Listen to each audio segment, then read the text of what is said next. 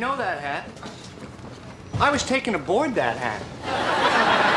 They did experiments on me. I can't have children. Yeah, of course. It's very hard to watch that.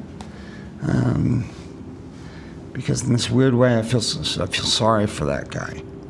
Because that's a guy that's out of control. I didn't know what was going on with me.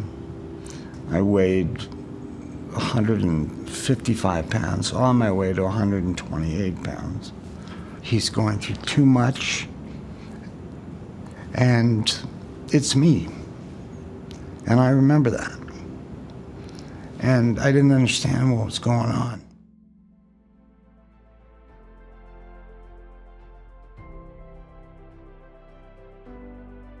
I was with my best friends, the Murray brothers, and we decided, we didn't know what we were doing, you know, and they got some beers and I got a bottle of wine called Anwar's Baby Duck, was the name of it.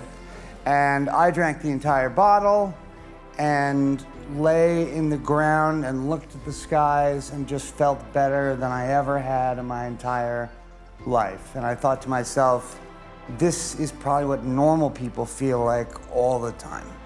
I finally felt at home for the very first time. As soon as I drank alcohol, I just loved it, and I had a much different reaction than the Murrays did, and I had a much different reaction than normal people have. Normal people have a drink and I feel a little woozy, and then they, you know, go home and go to work. I have a drink, and for the first time in 3 weeks, the life seems to make sense. And why would you not want to drink if that happened to you all the time? And I didn't know what was happening to me. I just knew I had some issue with this thing. It's a progressive disease, so it gets worse and worse as you get older. So you'd think I would have a drink the very next night, but I didn't.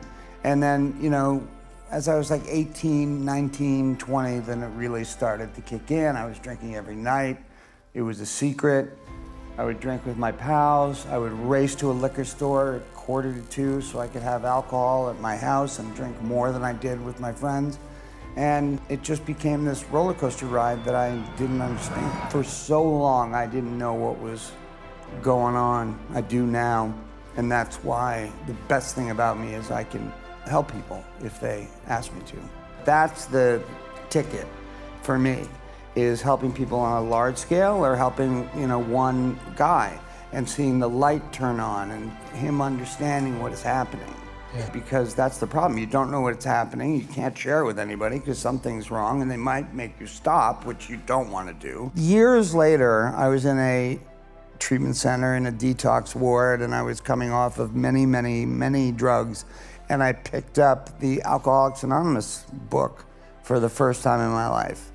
And I read, drinkers think they're drinking to escape, but what they're really doing is they're trying to get over a mental disorder they don't know they have.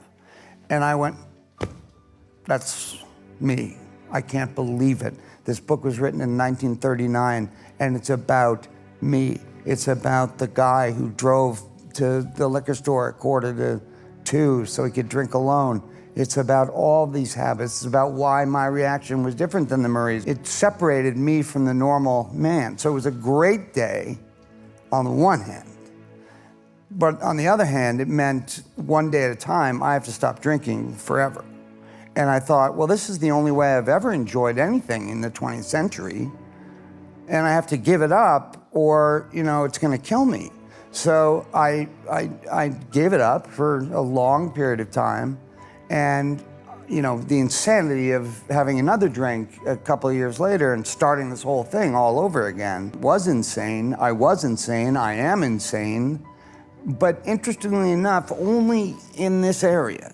Like, I'm a pretty logical fella in every area but this one. Yeah. And I know logistically exactly what's gonna happen, and I still do it.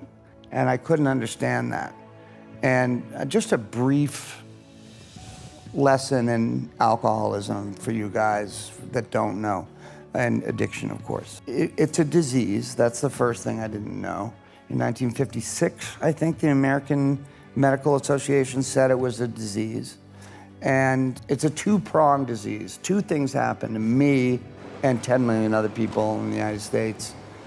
It's an obsession of your mind. So what that means is you think of a martini, and then slowly but surely, it's the only thing you can think about. You can't think about anything else. I gotta get a martini. I know I'm supposed to be over here working, but I gotta get another martini. Martini.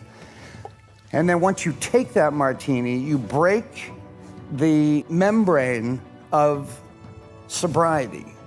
And once you do that, the obsession is gone, but the allergy of your body, which is the second prong of the disease, takes over and says, now we're drinking. I'm gonna make you drink as much as you did last time and more. It's progressive, so I'm gonna make you drink more than you did last time. And you can't stop. I could not stop unless I was locked away somewhere. And at times I would call drug dealers and have drugs brought in to the place I was locked up in because I was desperate and begging for drugs because it's the only way I had to feel better. And I did not, it makes you forget too. It's cunning, baffling, and powerful. So that thing that I read in the book, alcoholism, didn't care about that. And alcoholism did not care that I was on Friends. And alcoholism did not care about any of that shit. Alcoholism wants you alone, it wants you sick, and then it wants to kill you. And it took over decades of my life, and I pray to you, if you worry that you're having this problem, or you know somebody that is, raise your hand, find somebody who's smarter than you about this, and talk to them, and be honest about it, because the secrets are what kill us. And I was placed in some kind of spiritual guy's office, and we talked a little bit, and as we were done talking, he turned me around and said, just remember, it's not your fault. And I went, what? He said, it's not your fault. And I went, say that again. It's not your fault. And I said, what do you mean it's not my fault? I'm the one who's doing it, what do you mean? And he explained addiction and alcohol to me, and he saved my life. Because I then knew that it wasn't my fault, that I wasn't weaker. It wasn't my will that was screwed up. It was that I have this disease and I need to get help. And the thing that always makes me cry, and I hope I don't cry here, is that it's not fair. It's not fair. It's not fair that I had to go through this disease while the other 5 didn't. They got everything that I got. But I had to fight this thing, and still have to fight this thing. So just to end this on a good note, there are people that will help you, and get their help. It doesn't go away. It never goes away. The best thing about me, bar none, is if somebody comes up to me and says, I can't stop drinking, can you help me? I can say yes and follow up and do it. Don't keep it a secret. Raise your hand and say you're suffering, you are drinking and you can't stop. And then it's like the disease goes, well, if you're gonna tell somebody about it, it'll go away for a while. And that's the way it works, but the disease always comes back. When you start going to AA meetings, don't leave an AA meeting till you know which one is next. That's my big hint in AA. I would like to be remembered as somebody who lived well, loved well, was a seeker, and his paramount thing is that he wants to help people.